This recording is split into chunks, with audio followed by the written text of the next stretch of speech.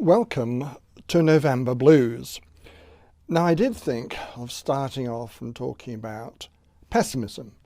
After all, we have the presidential election in America in a couple of days, and I suspect it's going to be a little bit chaotic unless Joe Biden wins by the landslide he is predicted to. Having said that, an astrologer on Twitter about a month ago said that it's going to be a very, very narrow race, really narrow, come down to the last state. And then Joe Biden would win, but not by a landslide, and he'd be hogtied by the Senate or the House of Congress. Still, so if I start off with pessimism, that would be in keeping with the title, November Blues, but it would be against the spirit. The spirit of November Blues is to lift the blues. So let's start off by being optimistic.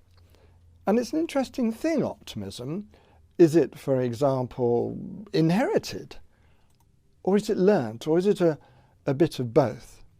Most psychologists believe that every aspect of our personality is a result of both genetic and environmental factors. You can be predisposed towards certain types of behavior, perhaps, but also, as with obesity, you can grow up in an obesogenic environment. So all the time you are surrounded by lots and lots of available fast food, highly processed food, and so you end up getting fatter. And so in terms of your personality, how you were brought up, your home life, your school life, your early work life, your early personal life, will all have an impact on your personality. Now, the question or the debate is how much of this is controllable and how much of it is genetic and how much of it is environmental. One of the things you can do, as the song says, is always look on the bright side of life. For example, I have a course on art therapy, the most comprehensive course on art therapy, it's called, and I got this review.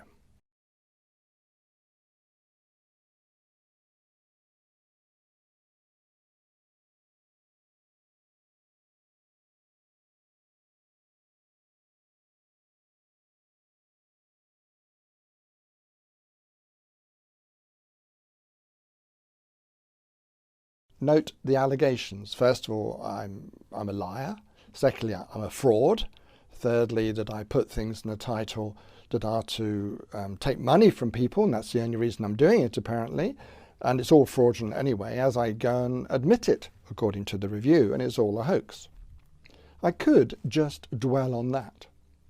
Or I could look at this, the most recent review, and see how much that cheers me up. Yeah, I'll show it to you.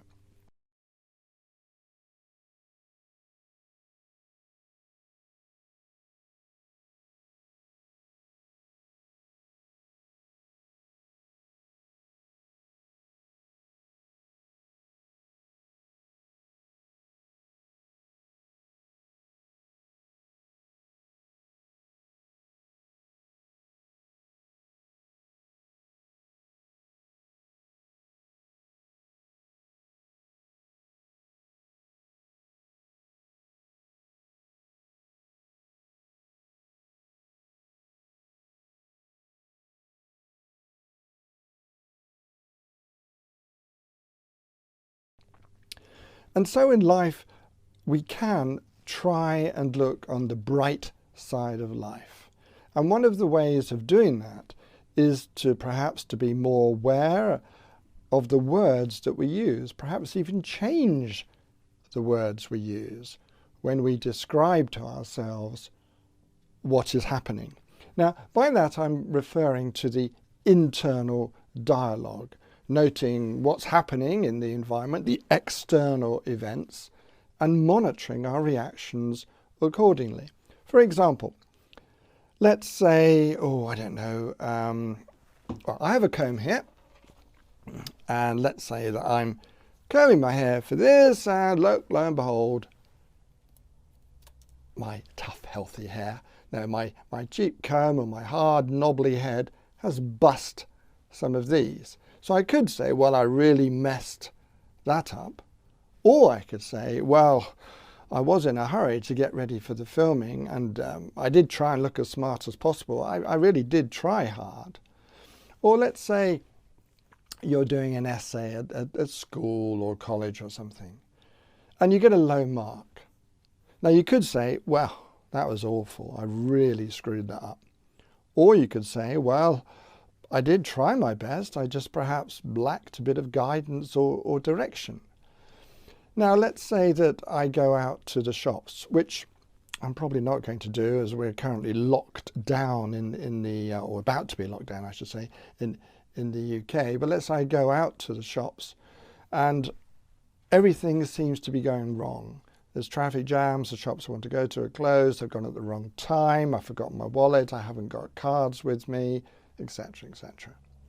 And I could say, well, everything is going wrong today. Or I could say, well, yes, there are a lot of things that went wrong, but I did enjoy the walk to the shops.